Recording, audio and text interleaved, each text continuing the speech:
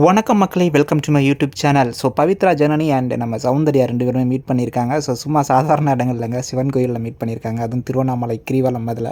So Pavithra Janani பற்றி உங்களுக்கு already தெரியும், பெரிய சிவன் பக்தராக இருப்பாங்க போல இருக்குது. ஸோ ஏன் அப்படின்னு பார்த்தீங்கன்னா, ஆல்ரெடி பர்வதமலை அதில் வந்து நம்ம ராயன் அண்ட் பவித்ரா 2 பேருமே போயிருந்தாங்க.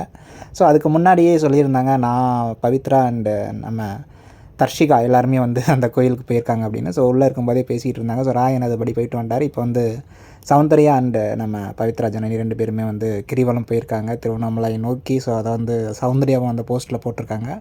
ஸோ கிரிவலம் ரோடு அப்படின்னு போட்டு ஒரு ஹேஷ்டாக் போட்டிருக்காங்க. ஸோ பவித்ரா வந்து நம்ம சௌந்தர்யா அண்டு பவித்ரா 2 பேருமே உள்ள அந்த ஃபோட்டோ வந்து அந்த ஸ்டோரியில் போட்டிருக்காங்க. பார்க்குறதுக்கு பயங்கரமாக இருக்குது. அது மட்டும் இல்லாமல் அன்ஷிதா ஒரு ஸ்டோரி போட்டிருக்காங்கங்க.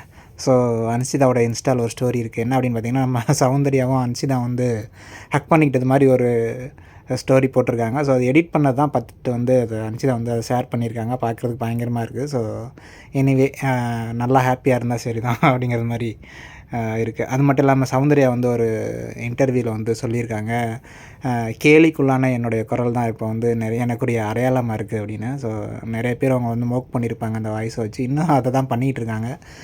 பட் வந்து அவங்க வந்து அதை பாசிட்டிவாக எடுத்துக்கிட்டு எந்த அளவுக்கு அதை வந்து தன்னுடைய லைஃப்க்கு வந்து அடுத்த கட்டத்துக்கு கொண்டு போயிட்டுருக்காங்கிறது ஒரு பெரிய பாசிட்டிவ் தான். ஸோ சௌந்தர்யா வந்து ஒரு பாசிட்டிவ் வைப்ஸ் தான். தேங்க்யூ.